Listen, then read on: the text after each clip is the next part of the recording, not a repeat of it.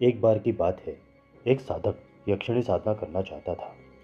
कई दिनों के सोच विचार के बाद उसने एक दिन बिना गुरु के यक्षिणी साधना करना आरंभ कर दिया।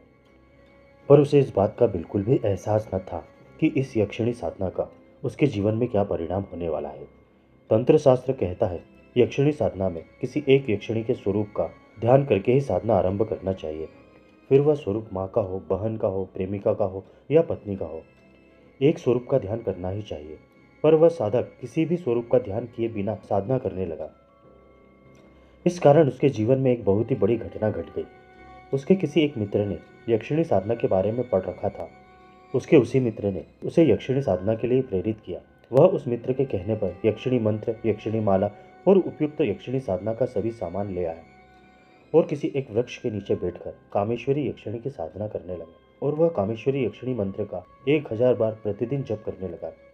अब तक साधना में उसे 20 दिन गुजर चुके थे, पर यक्षिणी अभी तक उसके सामने प्रकट नहीं हुई थी। 21वें दिन उसकी साधना का बहुत ही महत्वपूर्ण दिन था। उस दिन वह यक्षिणी प्रकट होने वाली थी। आखिरकार 21वें दिन के 1000 मंत्रों के जाप के बाद कामेश्वरी यक्षिणी उसके सामने प्रकट हुई। कामेश्वरी यक्षिणी बहुत ही खूबसूरत होती है, पर उस साधक की परीक्षा लेने के लिए वह बेहद डरावने स्वरूप में उसके सामने प्रकट हुई और उससे कहा, मैं तुम्हारी सभी इच्छाएं पूर्ण करूंगी, पर मेरी एक शर्त है।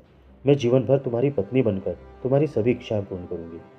पर साधक उस यक्षिणी का बेहद डरावना स्वरूप देखकर डर गया और उससे कहा कि मैं तुम्हें पत्नी नहीं बना सकता। तुम चाहो तो मेरी माँ या बहन बनकर जीवन भर मेरे साथ रह सकती हो। यह बात सुनकर यक्षिणी अपने मूल स्वरूप में आ गई। उस यक्षिणी के बेहद खूबसूरत स्वरूप को देखकर वह साधक उसके रूप पर मोहित हो गया और यक्षिणी को कहा, मैं तुम्हें पत्नी के रूप में भी स्वीकार करने के लिए तैयार हूँ। यह बात सुनकर वह यक्षिणी बहुत क्रोधित हो गई और कहा, जब मैं तुम्हारे सामने मेरे मूल स्वरूप में नहीं आई थी, जब तुम मुझे पत्नी बनाने के लिए तैयार न थे, और अब मेरे इस स्वरूप को देखकर मुझे पत्नी के रूप में स्वीकार करने के लिए तैयार हो, तुम बड़े स्वार्थी हो। इसी कारण अब तुम्हें जीवन भर पत्नी सुख कभी नहीं मिल पाएगा और जीवन भर तुम नपुंसक बनकर रहोगे और किसी भी स्त्री से पत्नी सुख नहीं ले पाओगे। यह कहकर यक्षिणी अदृश्य हो गई।